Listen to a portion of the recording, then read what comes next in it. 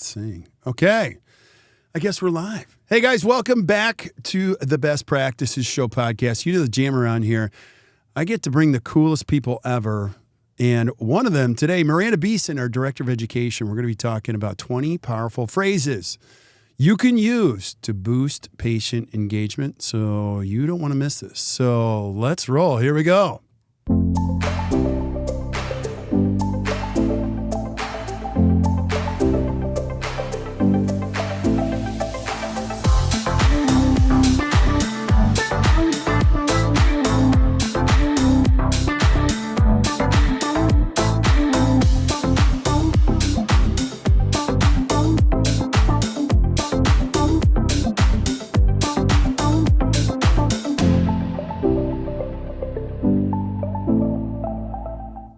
How do you like that?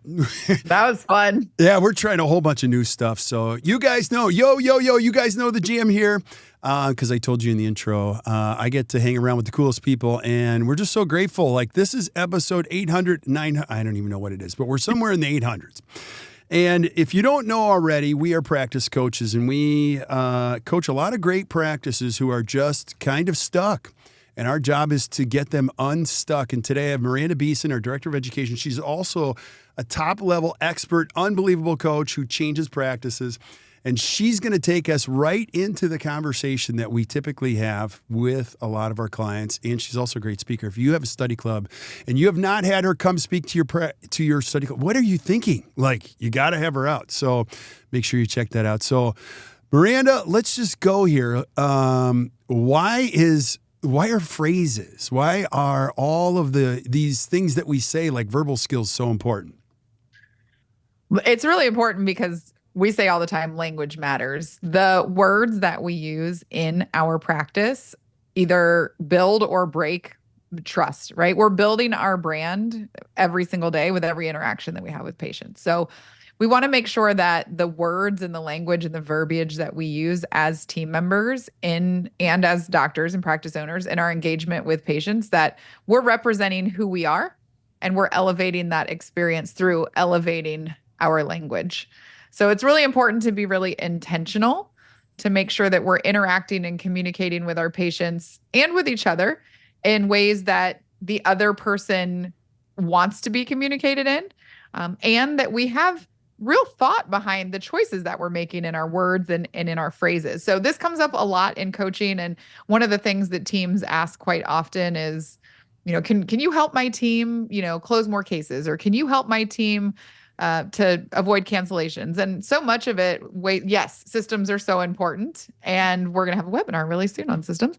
But the most important thing that we think about is each one of us individually being really mindful and really intentional about the words that we choose and the phrases that we use in different aspects of the practice. So I thought it would be fun if we threw together a podcast today that took 20 of my favorite phrases, just 4 from kind of different aspects of the practice. And we talk about them a little bit, and everybody could, don't write them down if you're driving, but you can always go back and play this again and you can start to build them into your practice a little bit. I think it's our responsibility to our patients to help them achieve the health goals that they want for themselves, to help them manage risk.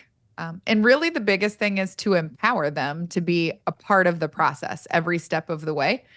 I like to always say we might be doing this every day, but for the patients, this is maybe the once they've done it in 10 or 12 years, who knows? And so we just want to make sure we're empowering them to manage their risk and own their health. And when we engage with them intentionally, the language that we choose, we can be very encouraging. And it can be respectful. It can promote their involvement in their own health. And it takes away some of that wanting it more than they do that a lot of us run into when we're working in the practice day in and day out. Yeah. Amen, sister. So we typically plan these things to be like an hour long. I know we could easily make this 2 hours long because I'm going to ask you about each one of these phrases.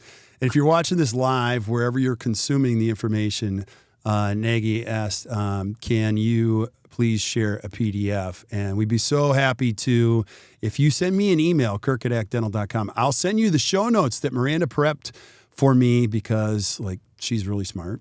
And all of these phrases. And we're going to talk today about how to use them. And then you can ultimately share the podcast or this video, whatever you're watching, with your team members. And we have a couple of resources that are available around this too.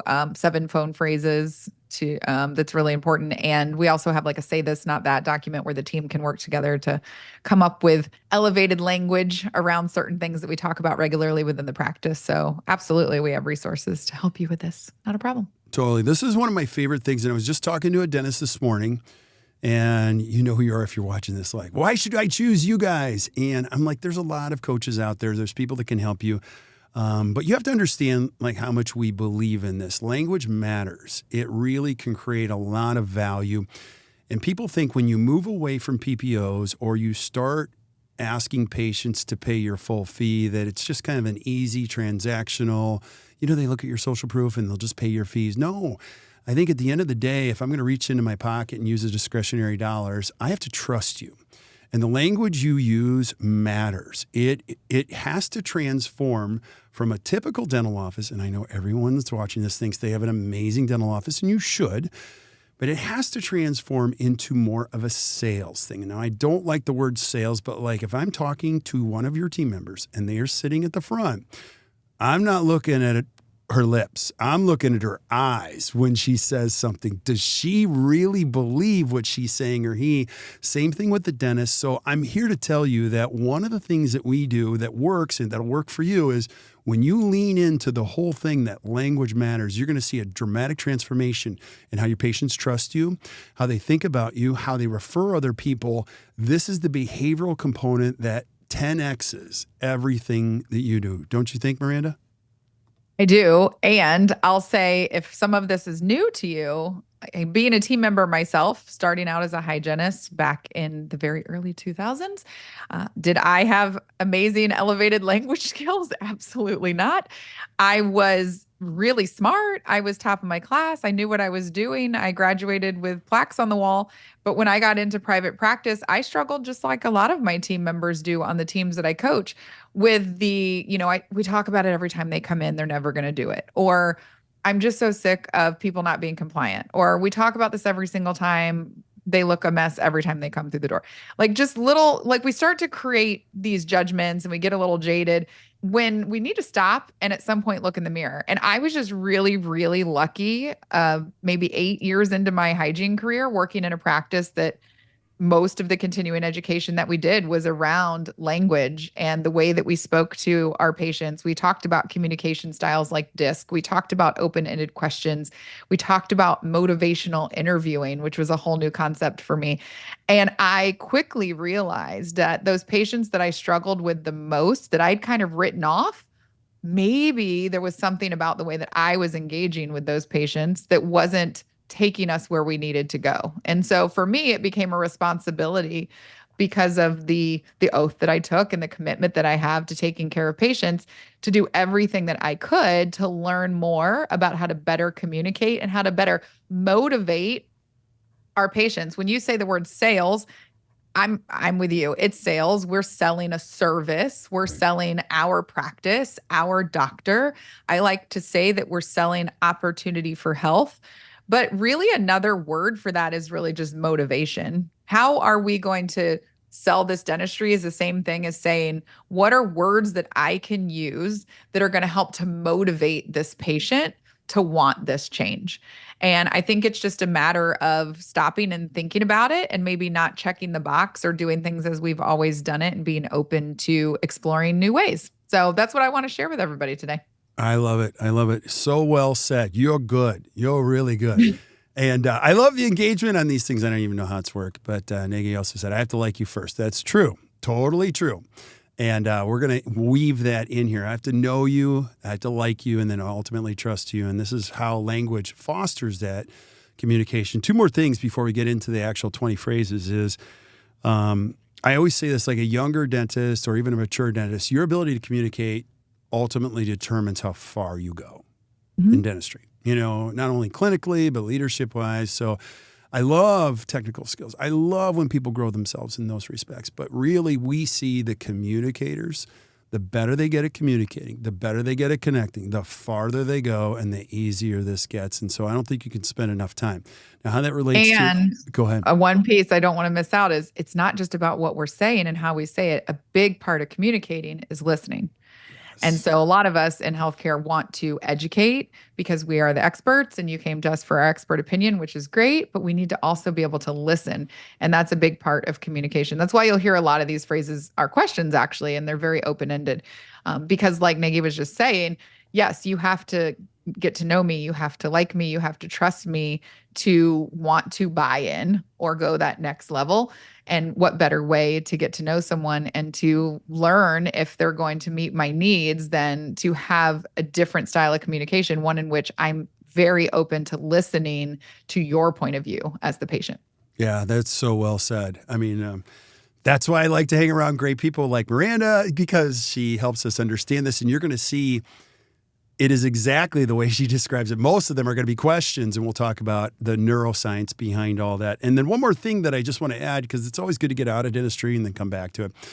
Yes, we know this. Yes, we've been told this. But like if you go to a great restaurant, especially in New York or San Francisco, you'll see a great server in New York knows how to use their verbal skills to really create a ton of value for the food and why you're going to want to pick this and why I'm going to pay a ton of money for it at the end. That doesn't even make any sense, but it's a value thing. My favorite restaurant, when we go here, it's the server describes it so well that my mouth waters before I even order it. And then I'm just like, okay, I already know this is going to be a lot.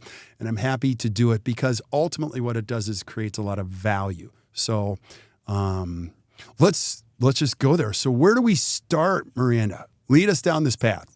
So I thought the easiest thing to do would just throw a few phrases or questions out for different aspects of how the patient goes through the journey in the practice. So just starting with the phone call.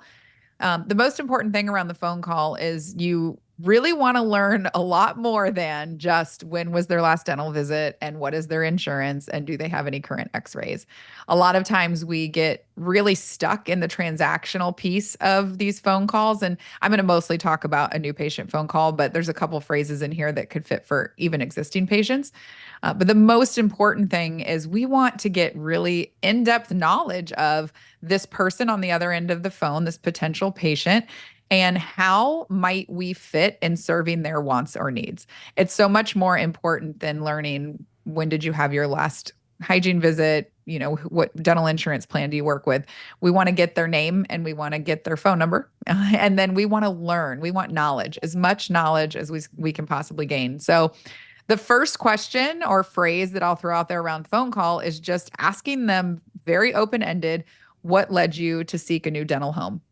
Now, there's some nuances to this. I like using the phrase dental home because it helps to create immediately a sense of commitment to the practice, a sense of loyalty, and more than likely the energy or the vibe that they're going to get here in the practice.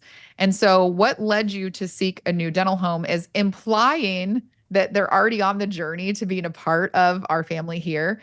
It's implying this commitment from the patient, but it's an open-ended question that's going to help us to learn a little bit more about what was that keen piece, that awareness that happened in them that said, I need to call a dentist. I need to find a new dentist, because that piece of information is going to be really important as we move through the process with a new patient.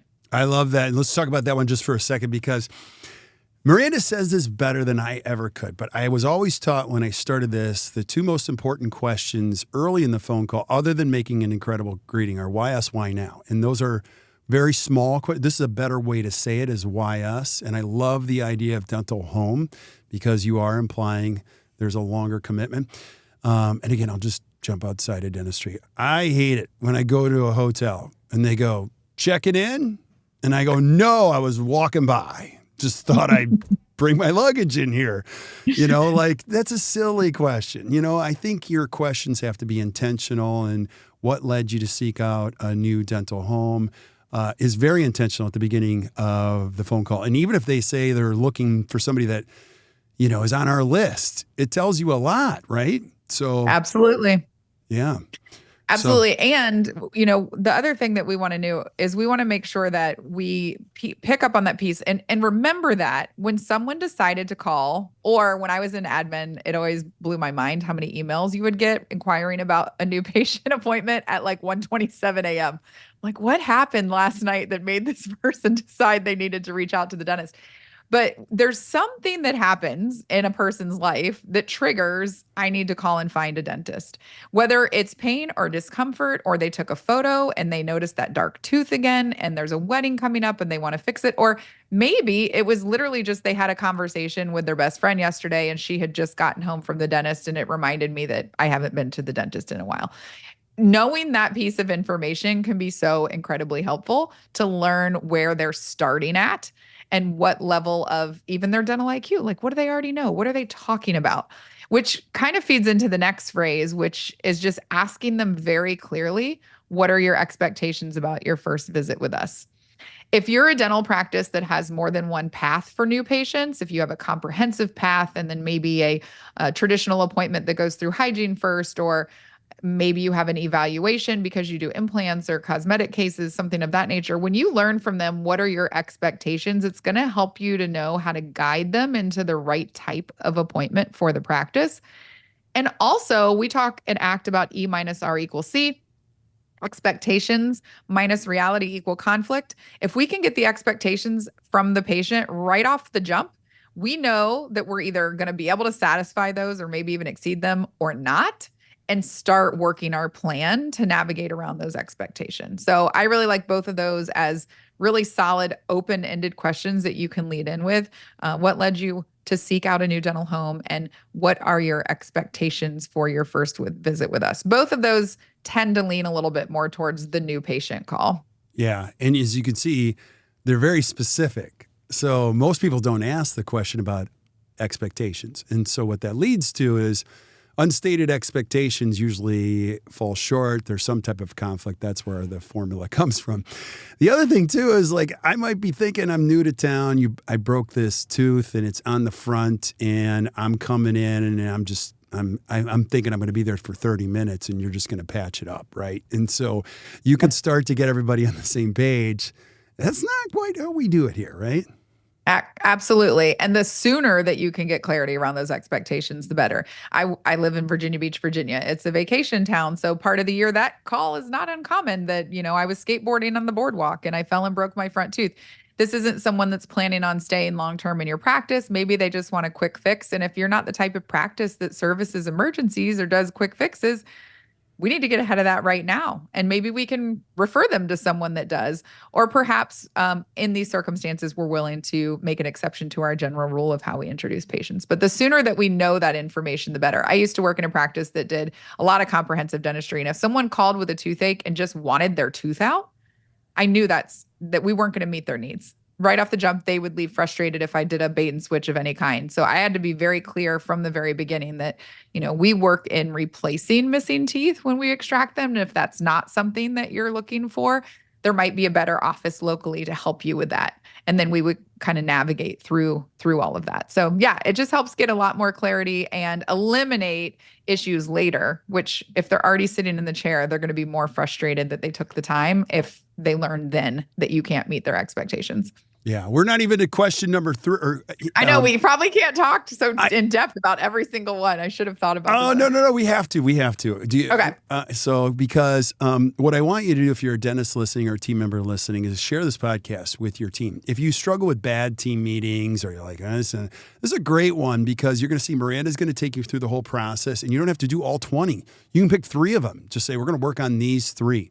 So it's good stuff. So take us through number 3. What's number 3? So number 3, and I'll just tie number 4 in together. They kind of go together. And this is for new patients, existing patients, really anyone that you're on the phone with. I just like to have the mindset for, especially this is primarily administrative team members. They're usually the ones on the phone, that you are there to provide a service and to be helpful. And so phrase number 3 is, I am here to help you. And phrase number 4 is, you are in good hands. We want to make sure that patients, when they're calling, don't feel like a bother or a burden. We want to go above and beyond to be of service to them. because that is really what we are. We're a service industry. We are here to help support and serve you. And so a really nice thing to just say to someone is, I'm here to help you. And either I have the answer and here it is, or you know what? I don't have the answer, but I'm here to help you and I'm going to find the answer. What's a great number for me to get back with you later today?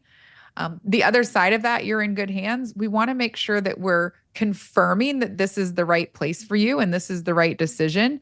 If someone's nervous, if someone's unsure, when we say you are in good hands, and then we can elaborate on that further into why they're in good hands, then it's going to help prevent some of that buyer's remorse or skepticism that some people have, invulnerability and fear that people have coming into the dentist. If this is a new patient and they call and tell me that they're transitioning to a new office and they've always been pretty fearful, they have high anxiety, they really appreciated their former dentist who retired because he would take his time and provided, little squeezy stress balls. And you can say to someone, you are in good hands. Here's what we do here to help patients who are just like you. Automatically, their nerves are going to ease, and it's going to be easier for them to transition into the practice feeling comfortable that this is the right place. They're going to have less anxiety at that first visit. And same thing with our existing patients. We just want to always be confirming that we have their back. We're their liaison in this process. I'm here to help you. How can I help? And you're in good hands.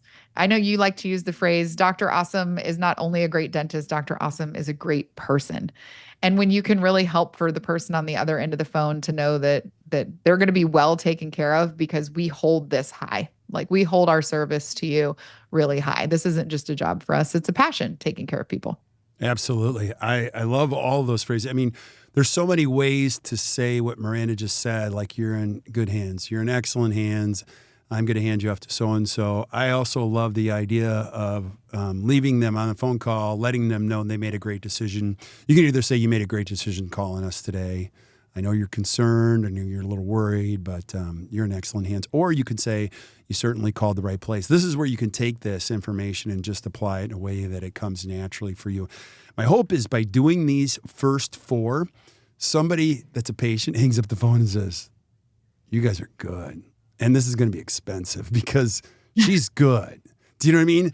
And they have a different set of expectations, a different set of value for the phone, and it works. You're going to see less cancellations. Want it to be warm. Want it to be warm. You don't want it to feel like cold. So we throw around the phrase relational versus transactional, but that's really what you want to be doing is focusing on building relationship on the phone. And if we think of our best, most favorite relationships, we're authentic with those people. We're honest with those people.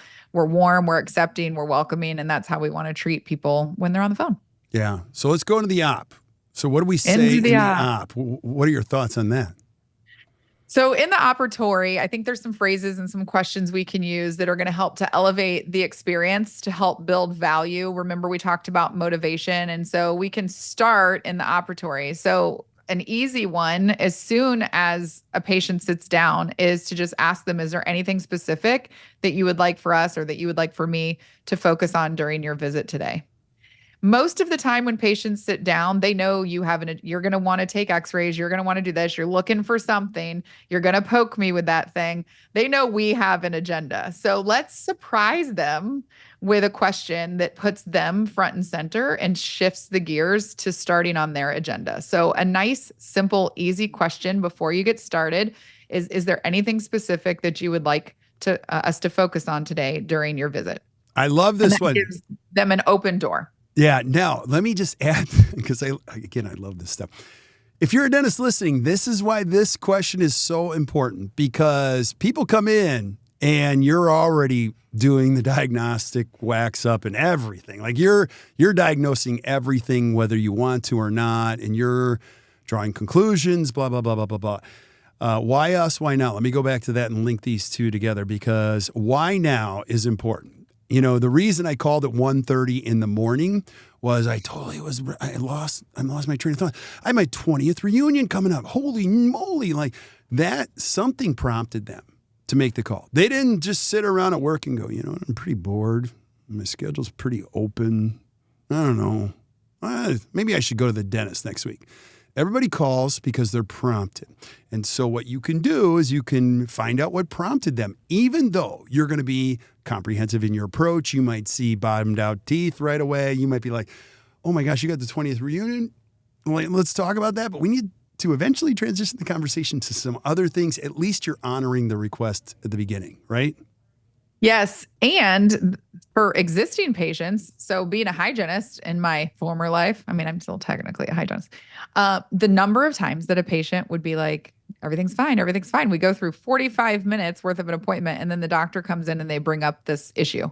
And you're like, I could have helped you. So now we're starting at the end of the appointment when we only have 12 minutes left, and now we have this new problem. And so this also works with existing patients. If we start at the very beginning, they might tell you like, no, nothing's changed since the last time I saw you 3 months ago, 4 months ago, 6 months ago.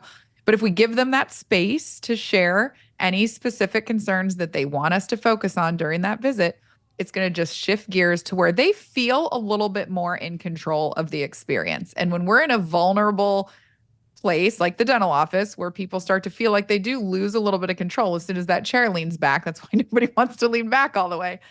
Any little bit of ownership around what we're doing and around that agenda for them is helpful. Love it. What's question number 6? So the next one is another question. So it is, what are your goals for your mouth and your smile? So this feeds into that same concept of wanting to know and understand the patient's agenda. But stopping and just asking new patients and existing patients, what are your goals for your mouth and smile? Now, you might want to cue it up with like, you know what? I've been seeing you for 7 years, Susie. I've never even asked you, what are your goals for your mouth and your smile? I want to make sure that I'm serving you best. Most of the time, patients are going to tell you, I mean, well, one, they're going to look at you cross-eyed because like, what? Nobody's ever asked me that. That's a weird question. And then you can follow it up with, if you could wave a magic wand, like if you just wanted to make sure that I was serving you best, what are the things that you would want to see? And most of them are just going to tell you they want to be healthy. And so a little bonus, a little follow-up phrase to this one is just, what does healthy mean to you? And learning for that particular patient, what motivates them and what healthy means to them. Because for some people, it's no cavities. For some people, it's not losing my teeth like my parents and my grandparents did. For some people, healthy is going to mean I want a bright, white Hollywood smile. Like that's the vision they have in their mind for what healthy is. For some people, it might mean I want to get my bad breath under control. There's actually those golden patients who know that they want to keep their pockets stable because they had perio in the past. And, you know, I want to make sure I don't go back into the 5s and 6s. Oh my gosh, hygienists get so excited when patients bring up 5s and 6s and know their numbers. But we don't know. And we're totally assuming what motivates the patient and what's going to inspire them and what they're going to want to hear from us and what they're going to need from us if we don't ask. And so it surprises me how long it took me in my career to stop and just ask my patients, what are your goals for your mouth and your smile? And what does healthy mean to you? Yeah, it brings up the thought. We love to talk about the word alignment. These are questions that are very intentionally designed to create alignment in a relationship so that we're both building the same thing, whatever it means along the way. So I absolutely love it. Now, I love question number 7 because it feeds off of number 6. Tell us what that is. So once you know what healthy looks like, and honestly, if you say we're only taking 3 of these questions and you're not taking the former question, you can do this on your own, but it can feed off of that one. If I see anything today that doesn't look healthy, would it be okay to share it with you? So even if I haven't asked them what healthy looks like to them, if I start my diagnostic process by getting permission from the patient to share information, they will be more vested in hearing it versus me just doing my thing and then spewing. I say your patient's not an information receptacle. They're not just sitting there like an empty bin waiting for you to, spew all of this wonderful knowledge, which is kind of what I thought when I first started dental hygiene. But moving right along to where I am now, I recognize that that's not how it works. And if we can ask that permission, we say, I'm looking for healthy. Every time I take x-rays in your mouth, I'm looking for health. I hope we can celebrate that together. But patient, if I see anything that isn't healthy, would you like for me to share that with you today? Or would it be okay for me to share that with you today? more than likely they're going to say absolutely. And now you have permission to provide any information that you find diagnostically that you might need to share with them versus feeling sometimes like we're forcing unwanted information onto our patients. Yeah.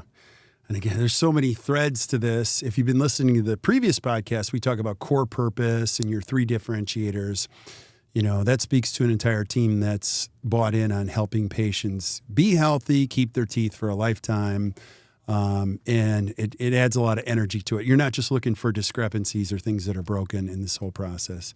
So yeah, and most of the patients, you talk about taking x-rays or doing a scan or periodontal probing or any of the things that we're doing diagnostically, their mindset is, of course you want to do that. You're trying to find something. Like that's just how most patients look at it. And so if we can help them to know and change that dynamic to like, no, I'm a healthcare provider who really wants to help you be healthy. I'm always looking for health. I want to be able to celebrate health with you. However, if I see something that's not healthy, would it be okay if I share with you? Just getting that permission.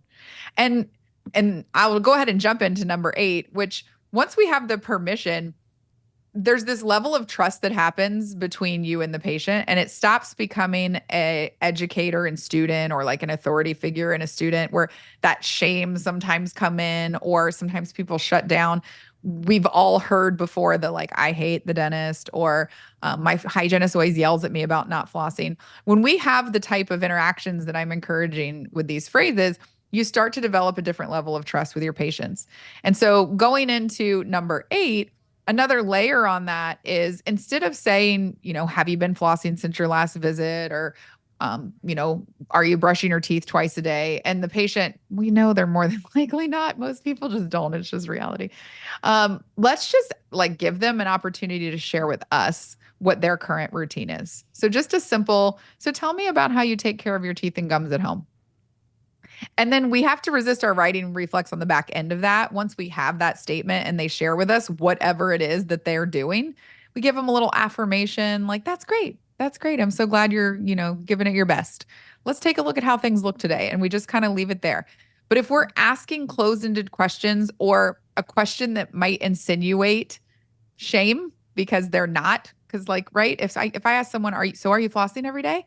And they more than likely aren't, I'm setting them up for failure. Where if I give them the opportunity to tell me a little bit about how they take care of their mouth, I'm setting them up for an opportunity for me to affirm them and celebrate their actions a little bit. I may know as a dentist or a hygienist that it's not quite enough to get us where they need to go, but we can resist our writing reflex in that moment and we can give them the space to share with us where they're at. On the flip side of that, when we start doing some OHI, if things aren't on track, it's really great instead of telling them what they should be doing to just ask them. Here's a bonus phrase that isn't even on the outline. Like, what are your ideas for how you could do something differently?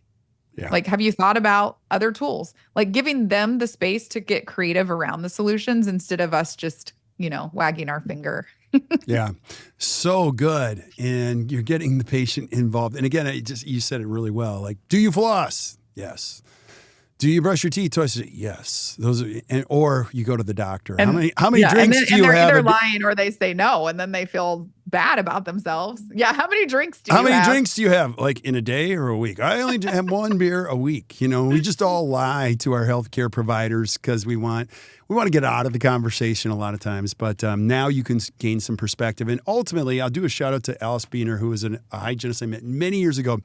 And she shared this with me. She said, we have to be behavior change agents too. Like, so once I know this, and she would ask this question in a similar fashion, but she would say, okay, so do you tell me about how you take care of your oral health and blah, blah, blah, blah. And then she would say to a patient, once she gained their trust, like, okay, I want you to never brush your teeth in your bathroom again. And here's what that means. I want you to walk around your house, because she would know they didn't brush for 2 minutes or whatever. So she's like, listen, I'm part of your team. I'm here to help you. And so it was great to get, and really, you're going back to the original thesis on this. You're getting them to talk. You're getting them to be involved in this instead of the conversation being driven by the healthcare provider who talks 80% of the time and doesn't just talks over patients and just record stuff. So it's yes. If you're talking more than your patient, then switch that up. We should be listening a lot more than we're talking.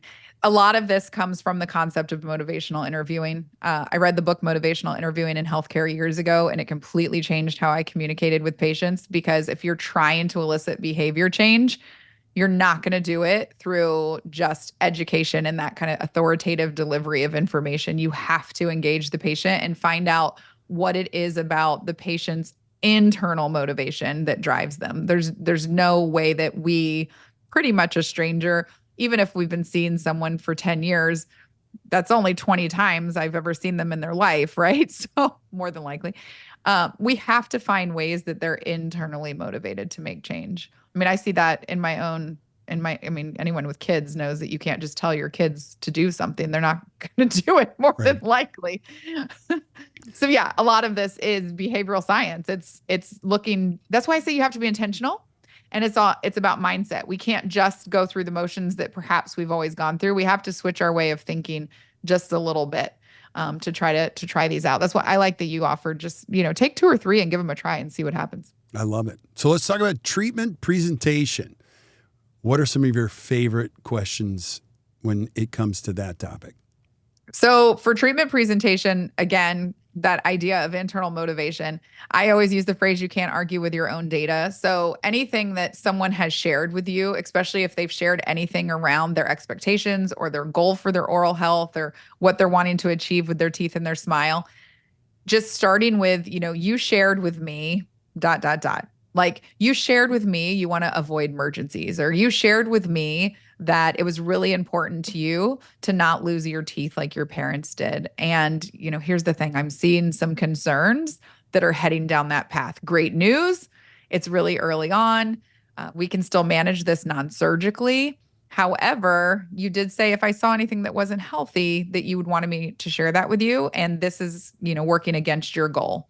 So anytime you can start with you shared with me and utilize the information that the patient gave you about what motivates them or about their agenda, then you're going to be able to tie the next steps into that. And they're going to keep going along with you versus feeling like, I want you to do this, or I think you should do this, and reminding them of their goal along the way.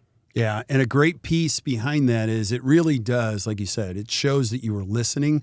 Write down exactly what they say, use exactly their phrase. Don't throw a whole bunch of technical terms like distal, buccal, all that kind of stuff. No, if whatever they said, say it the way they said it, and it'll show that you care. You care by listening. So love it. Love it. What is question number 10? So question 10 is just, what is your understanding of such and such? I really like to start by knowing where we're starting, right, with the patient.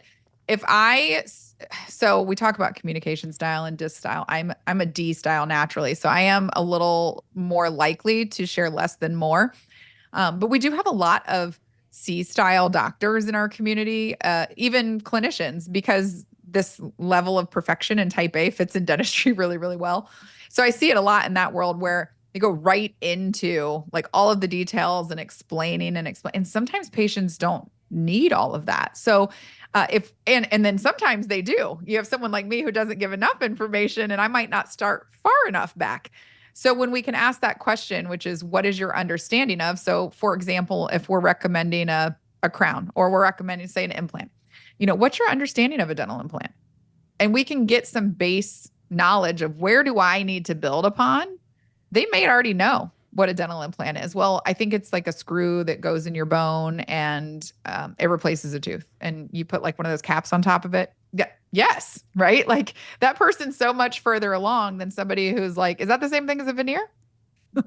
Now we know as a clinician how much education we need to exchange with that patient to help them get caught up.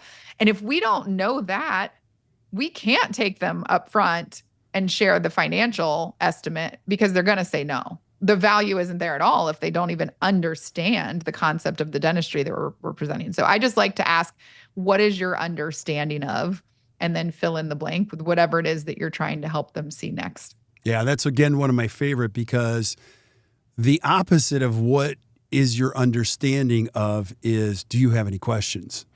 I know we shared a lot, but do you have any questions? And ultimately, most patients go, no, which is code for I got to get out of here.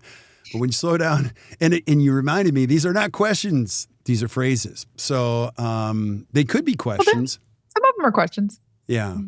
But that's a powerful The next one is a phrase. Let's do it. What's the next one? What's number 11? I love the phrase, if there were a way.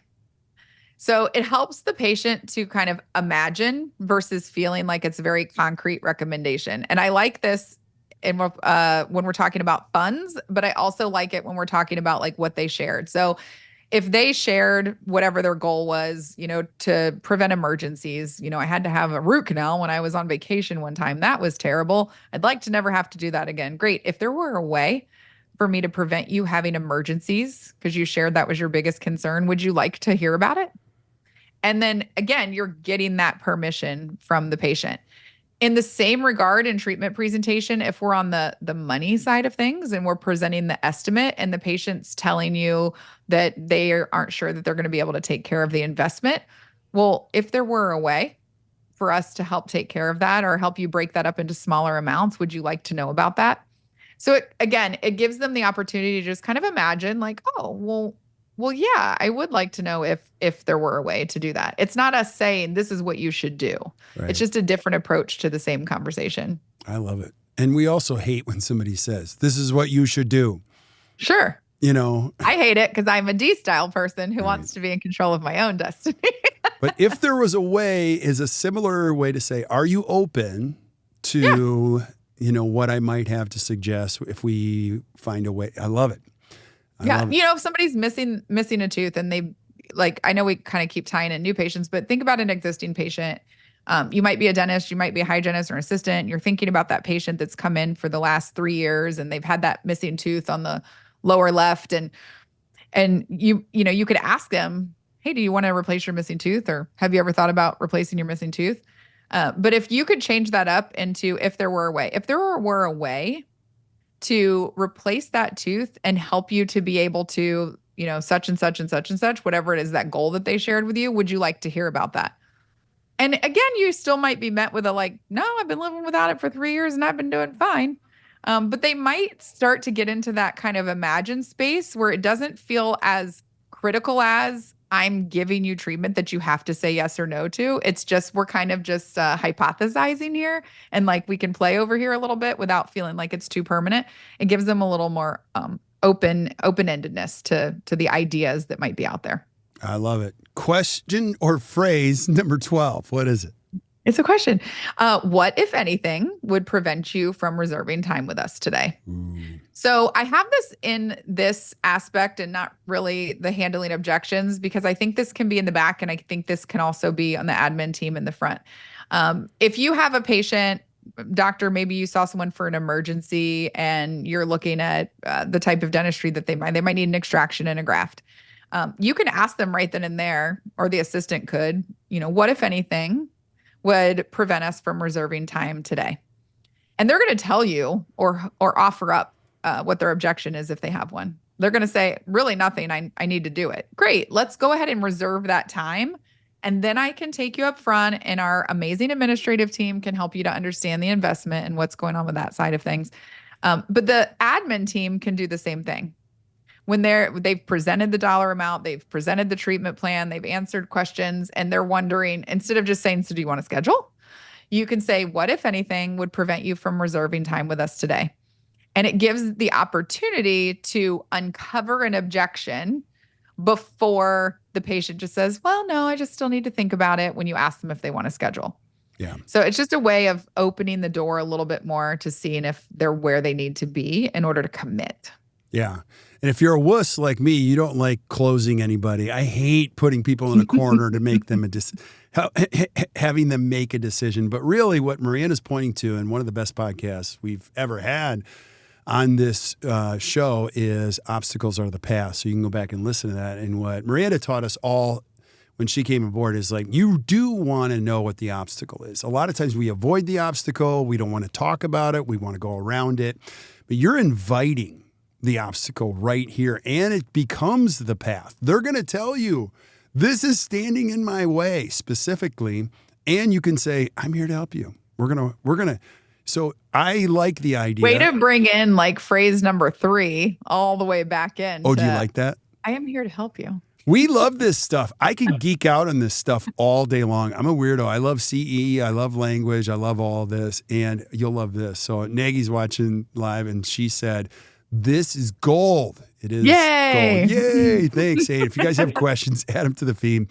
Our favorite thing to be is helpful. Absolutely. I love it. I love it. So let's go into objections specifically. So let's talk about like objections are a gift and we invite them. Yeah, you set me up perfectly. Look at that. That's how team members, that's how teams work.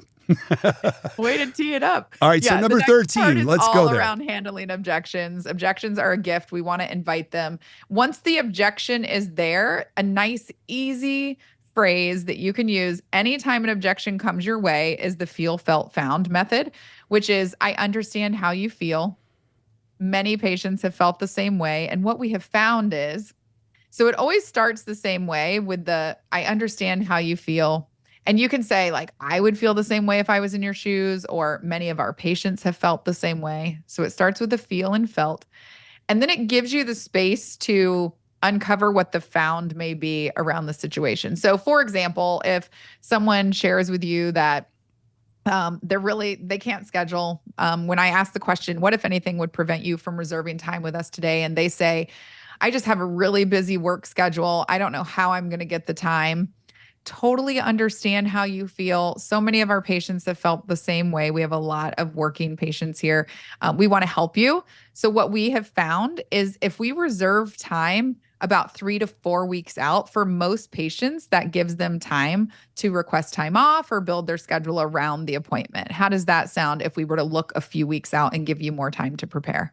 Oh my gosh, this and is so brilliant. Then we're addressing the objection and providing a solution versus the like, oh, I understand. Well, when you get to work, take a look at your schedule and call me if anything changes or when something opens up, and now they're gone. Yeah, what we're going to do, So, I just had a thought because I have a lot of them. We're going to do I a saw the light follow-up. bulb over your head. I know. This is so good. We're going to do a follow-up episode where you're not going to know what questions we're going to throw at you. So we're going to do like a gamification, like, okay, ding, ding, ding, ding, ding. I'm going to find the craziest things that have ever been said in a dental office, and we're just going to throw curveballs at you and see how you respond. See if you could make me sweat. See if we can stump you on any of these. I love it. And then collectively. I'm like you. I geek out on this stuff. I absolutely love it. And like, I love it because it works. And I don't want to say it works in like I win. It works in that I see the change in patients. And it's so exciting to see the patients come in so much more vested in their appointments and in their health and saying yes to things that make them healthier and happier. Like that's what it's about for me. Like I love it because I love behavioral science like anyway, but there's just something really cool about feeling like you're going against the grain for so long. I felt like I was just fighting against the current as a hygienist for years with my patients. And then to have this change where you feel like you are collaborating with your patients and they want the service and the conversation that you're providing, it changes how you feel as a clinician, as a dentist, as a hygienist, as an assistant, an admin team member. It changes the way you feel getting up and going to work every day when you are able to have these elevated engagements. So little rabbit hole there.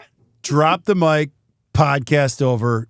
You said it all. So, there's so many thoughts. Like, are your patients complying? Are they committed? Patient engagement? Like, that's your favorite thing. I mean, at the end of the day, no matter how many patients you see, if you feel like you're making change and you're watching them getting healthier, and they're picking up what you're putting down, feels good. It feels great. It feels worthwhile. That's called meaningful work. I absolutely love it. I'm going to go back to, I understand how you feel. You've mentioned this before. It's no one likes to feel alone. So if I feel like I'm going to be stressed for work, I don't want them to negate that. I want them to say, hey, listen, we have a lot of patients feel exactly the same way. It's called the herd mentality. And you let them know, like, your concern is not unique. We have a lot of people that feel the same way.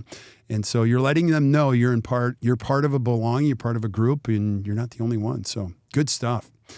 Let's go to and actually real quick before we jump to the next one, although we could take 2 hours on this, you made me think of something. Another thing is if they don't give you an objection, so we talked about inviting if they don't give you any objections, you can say, hey, some patients at this point ask me questions like, how much time am I going to need off work after that? Or is it going to be uncomfortable? Or blah, blah, blah, whatever it is around the procedure. And so you're same thing with that herd mentality. You're inviting the objection or the things that might be rolling around in their mind that they're just a little too afraid to bring up to you by saying, like, some patients that have had the same thing going on have asked me questions like this. Is any of that important to you? Would you like me to answer any of those questions before you go home and think about it? And it gives them the space. It makes them feel more comfortable because they're like, oh, I just thought it was a dumb question, but apparently other people have asked it too. So yeah. Yeah. Some of you are listening to this right now and you're in a full sweat because you handle these conversations. You're like, why would she put in resistance right there? Why wouldn't you just keep it going, like the scheduling and paying for it? That's why it sounds so counterintuitive, but you're eliminating a lot of the friction that you're going to experience later. Or they walk out the door and they don't schedule and you never know why. So yeah. Number 14 is a little bit around that kind of herd mentality too, which is, when someone says to you, the objection, a really common objection is, I need to go home and think about it. So you can, again, herd mentality. Most of our patients, when they tell me they need to go home and think about it, have lingering questions or concerns about either the clinical aspect of what we talked about or the financial. Are there any questions that I can answer or clarify around any of that to help you when you're at home thinking about it? Now, that's not me hard selling them right here, right now, that you have to make a decision, but I'm opening the door and I'm inviting any other objection or clarification that they need. I'm still giving them the option to go home afterwards and think about it. But gosh, patient, like, I want to be helpful and I really want you to have all the information you could possibly need when you're considering this very important decision. So most patients, when they need more time to think about it, either need more answers around or still have concerns about either the clinical part or the financial part. Can I answer any questions about either of those for you? Yeah. And what better place than right now in the practice to answer those questions? 100%. In most conversations, when people say they want to go home and they think about it, I just got to get out of here. Yeah. I don't know what I'm going to think about, but I need to go home and just I'm probably going to actually try to never think about this again. Probably. And what you're going to do is proactively invite them, to ask you a question. Think about it. Sometimes patients are going to go home and they're like, wow, this is $12,000. I just told my wife no for the couches. And now I'm going to tell her we're going to spend $12,000 on dentistry. Can you help me with that? You know what I mean? Maybe not, maybe so, but you want to let them know I'm going to be, and it speaks to advocacy too. I want you to know that I'm going to be here with you the whole time. So love it. Well, you just made me think about the next phrase when you mentioned the $12,000 treatment plan. So the other objection that we often will get is like, oh, this is just a little too much, or this is more than I expected. And one of my favorite phrases is, no problem. How much too much is it? Because sometimes we make assumptions or bias that the 12,000 is what's too much, but maybe they were thinking it was going to be around 8,000 because of some online search they had done before they came in. Maybe you're talking about veneers or something and they already had an idea. And so they kind of already planned for about 8. And so you're thinking that 12,000 is really too much, but really only 4,000 is too much. It's that much more than what they expected. And so when you ask them how much too much is it, you're going to learn a little bit more of the reality of where the patient is at so you can meet them there. This is where you can bring back in that previous phrase as well of if there were a way. So if you're telling me 12,000 is just too much and I say, totally understand, how much too much is it? And you tell me, well, I was thinking it was probably going to be 7 or 8 and I've been saving for that. And I'm like, no problem. If there were a way for us to break up that 4,000 that you weren't anticipating into much smaller amounts, on a monthly basis, would that be something you'd want to learn more about? And now, instead of the patient leaving and going home to tell their wife, well, yeah, I'm not doing it. It was $12,000 and I couldn't even buy you those couches, so I'm certainly not doing this. We at least have worked through and provided them the awareness and mindset that there is a way that they could do it if they really want it. So good. My next question was going to be, what do you do when you say, but you already answered it. The whole point is you're not going to reduce the cost of the treatment. You're just going to find a different way. The quality is the constant. Maybe the time or how they pay could be the variable, right? Absolutely. Yeah. And when you, and it's hard to do these things individually because again, if you layer these things on, you're going to have already said like, you know, you shared with me that this was really important to you. You really wanted to have that bright white smile for your daughter's wedding. And you've already shared with me that you really trust in Dr. Awesome and that you feel like Dr. Awesome is the right person to help you along with this. So I know you want this and I know it meets your goals. How much too much is it? Because if there were a way, I'd love to help you figure out how to manage this financially to have what you want for yourself. And so really it all layers on throughout the experience. But you can also, you know, pull these individually here and there. So the next time someone tells you like, it's just a little too much, or I wasn't expecting that much, just ask them, you know, how much too much is it? Yeah. So we're still in handling patient objections. Give us number 16. Your dentistry will never be more conservative, predictable, or cost effective than it is today. Ooh, tell us. And this works really well when somebody wants to like wait. Well, it's not really bothering me, so I think I'm going to wait. Or, ooh, that's a little pricier than I really want to invest and it's not giving me any trouble, so, you know, I think I'm going to hold off. No problem. I completely understand how you feel. You can tie in, feel, felt, found. Other patients have felt the same way. What we know in dentistry is that things only get worse over time and nothing is going to be more conservative, more predictable as an outcome, or more cost effective than right now. So just know, like, you can wait. That's totally fine. If you come back in 3 or 6 months, this might not be the same treatment that we're talking about. Yeah, I love that. And I'll add 16B to that is I heard an office say this, and I loved it because the conversation at the front was a patient. It was something of this nature, and the team member said something like this: Mrs. Jones, there's no less expensive way to do anything than to do it the right way the first time. So if you leave here and you do go somewhere else, I can guarantee you're going to find it cheaper. You're going to find it faster. One thing that we do is we do it the right way. And so if you're looking for somebody that's going to do it the right way, and you're always welcome to come back here. So they were almost inviting the fact that you're going to find it cheaper elsewhere. Somebody's going to present it faster, and that's okay. And you can always come back, you know, type of a thing. So I love that. Love it. Love it. So let's get into expressing gratitude and how to do that. Now, you got to talk about why that's so important. Like, I love that. And I think everyone understands it, but I think as a dental team, we have to talk about this. We've got to make this intentional. Can you just start there first? Absolutely. Yeah, we're down to our last 4, but I think I saved the best for last. So as a dental team, most of us, doctors and especially doctors who are busy being the, you know, owner, entrepreneur, manager, and technician all at the same time, we are so busy just going through the motions and working our schedule and on to the next patient and on to the next thing. And it might not be in our heart that that's where we want to be, but a lot of times that is where we want to be because we're consumed by the day. And so we have to keep in mind that without these patients showing up with us, trusting in us, being there for us, none of this would even exist, right? Our patients walking through the door and asking us to take care of them and trusting in us are what this is all about. This is what it's providing your livelihood. It's providing the livelihood of your family, all of your team members and all of their families. It's providing a service to the community. There's just an endless list of what your patients choosing to come and be with you attributes to your life. And so I think we don't stop enough and think of them in gratitude. I think a lot of times in my own experience and from my own exposure, I don't want to say burdened by, but it's like, that phone's ringing again, or I'm in the middle of something and the new patient's walking in. Like it's an interruption to maybe the checklist that we're trying to complete or the agenda of our day. And I don't mean to say that in a bad way because I'm generalizing and it's not always like that. There's a lot of people who keep that gratitude in their heart.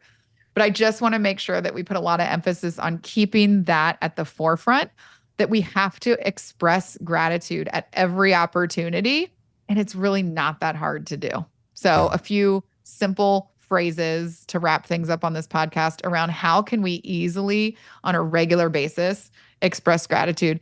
And the first one is to just tell the patient, like, we love having patients like you. You brighten our day. Like it doesn't have to be that. Oh, thanks. Thank you. It can be in your own words. But we love having patients like you. Telling a patient when I saw your name on the schedule this morning, it just brightened my day. Yeah. Like that means so much to the person on the receiving end. And we have no idea what's going on in our patient's life outside of these doors. And you could be changing the dynamic of their whole day and creating an imprint on them that lasts forever. And if you want to create advocates in your practice and internal referrals and loyalty in the community and someone who's going to be with you forever as a patient, make an imprint on them at their core and make sure they feel like you're really grateful for them being there. So just a simple, we love having patients like you. You really brighten my day today. Yeah. And we talk about leadership here a lot. I like the phrase tone from the top. If you're a dentist listening this, gratitude, I hope it's part of the thread that you have is like why this practice exists. It's not because we're cool and we do aesthetic dentistry and, we're amazing. Those are all, I guess, okay things. But like, I believe gratitude makes the world work. It just does. You can use the word appreciation, but gratitude, it just creates more of what you're looking for. And in a recent survey, Mel Robbins shared this, like the average adult in the United States only has one real friend. We're in a world where we're starving for significant relationships, people we actually connect with.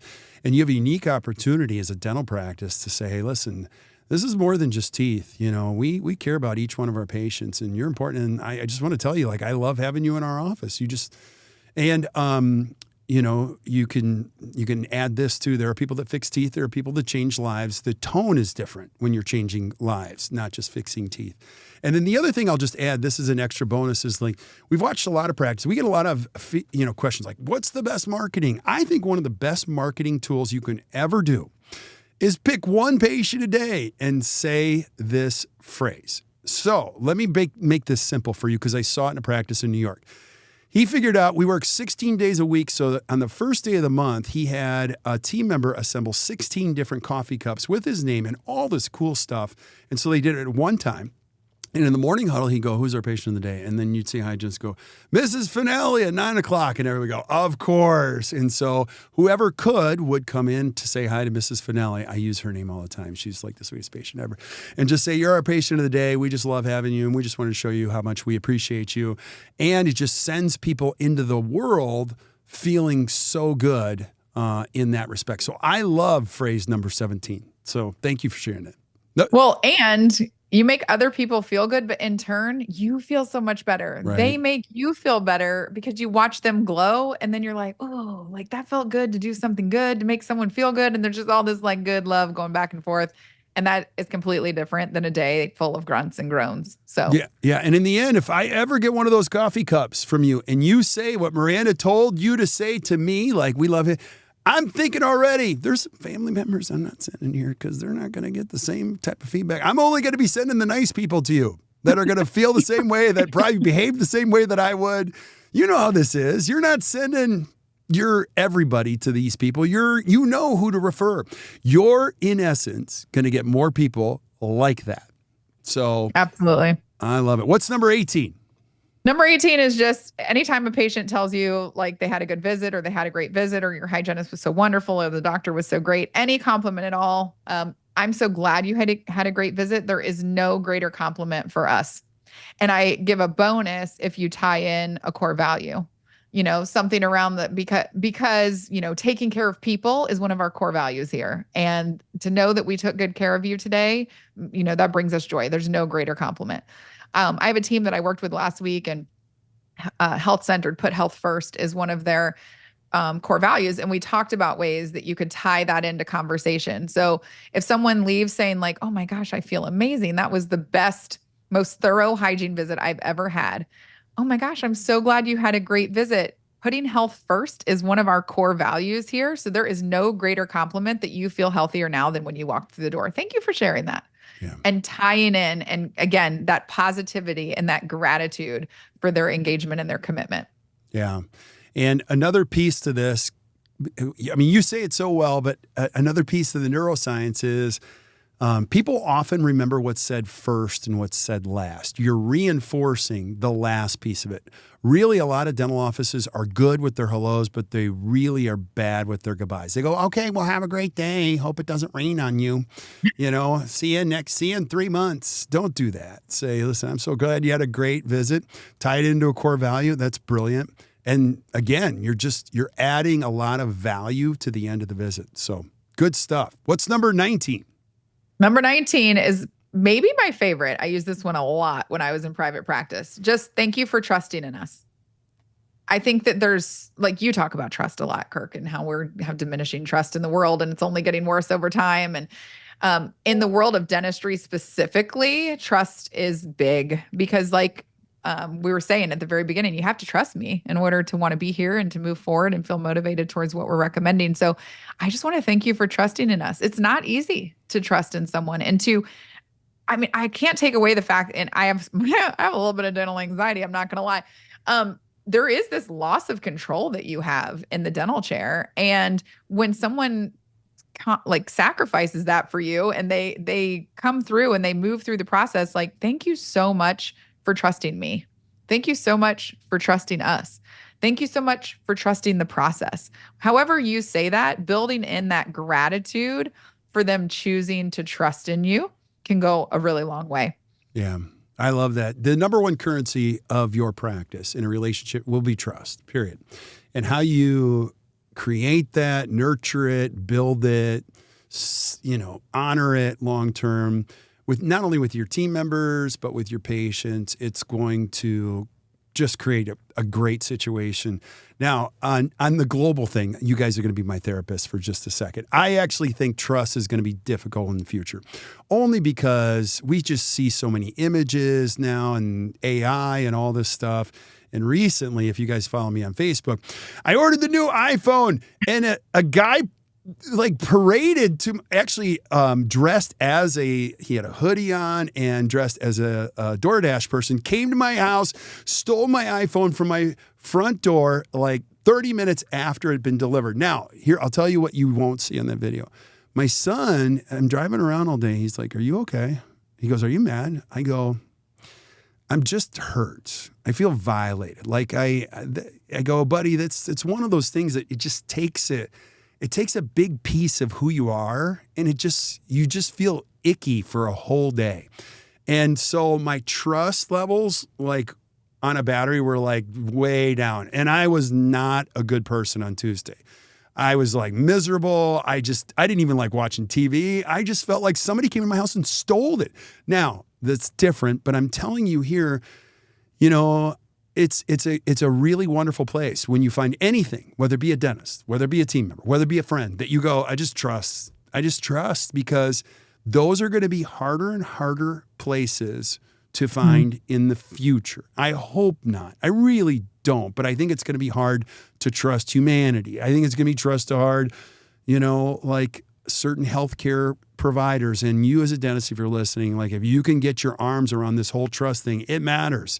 It matters to team members. It matters to patients. It matters to the future of your practice. So I love reinforcing positive behavior that you see in somebody else in your ability to provide. So I love that one. That might be my favorite too. So give us number 20 and bring this home. Number 20. We finally made it to the end of the list. So I like this, just kind of like full circle. You just mentioned a minute ago that we do a really good job of greeting, but not always saying goodbye. And so we're going to use a similar phrase that we used early on in this podcast around how we welcome someone to a new dental home and how did you choose your new dental home? And we're going to finish with, we appreciate you choosing us as your dental home.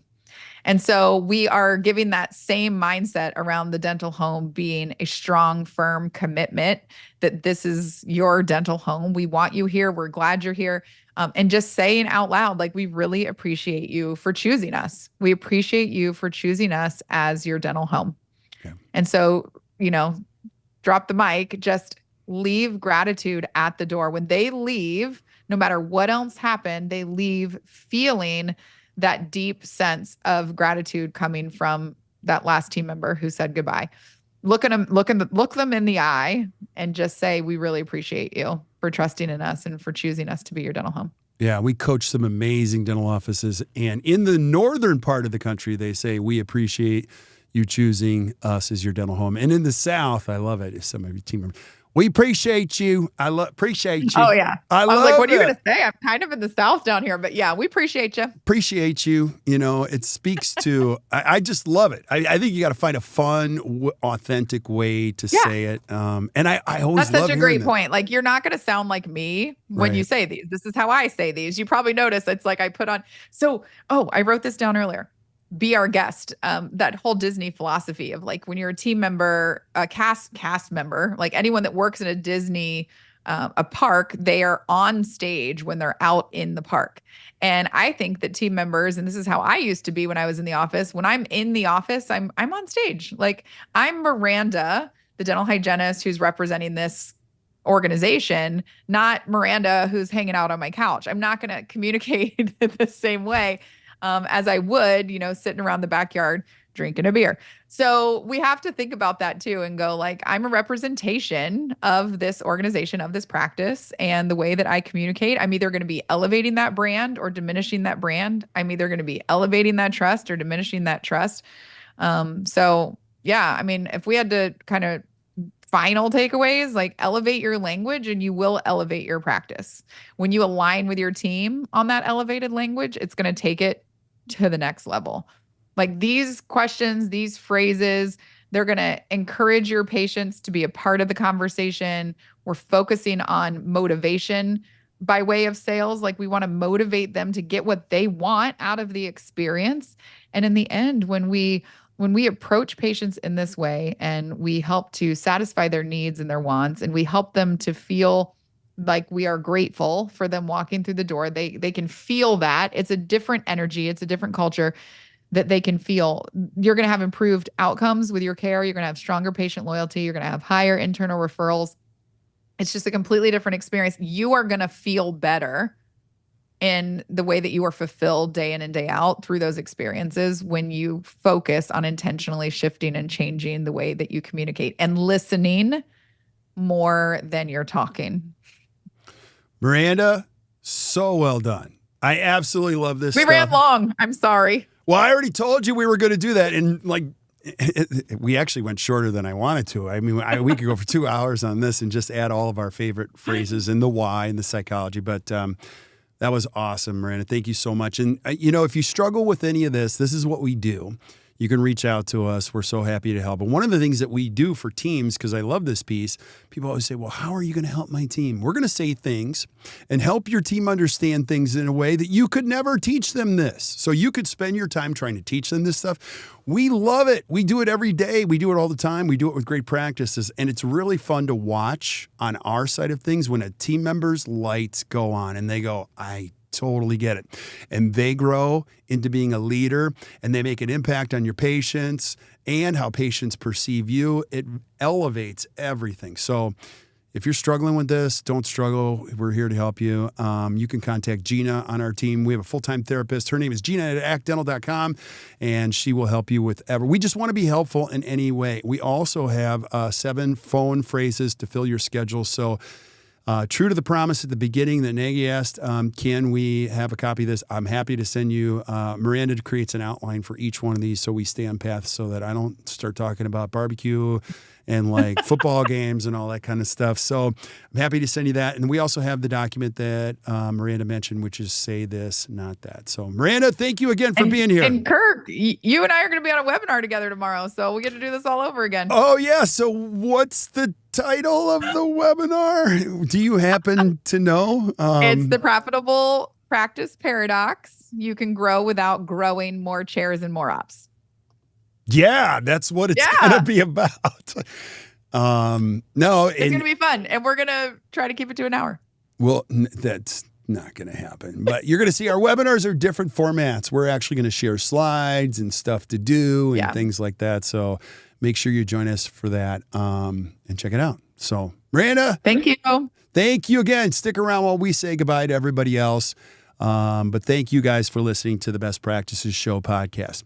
Hey, if you enjoyed today, do us a favor, hit the share button, share it with your friends. We love this stuff. We're going to keep bringing it over and over again. And I'm here to tell you, Dentistry is the greatest profession ever. You just got to get everybody thinking the right way. So you keep showing up. We're going to keep bringing great information from great thinkers all over so you can create a better practice and a better life. So until we see you guys next time or you hear from us next time, keep watching or keep listening to the Best Practices Show. You guys enjoy your day.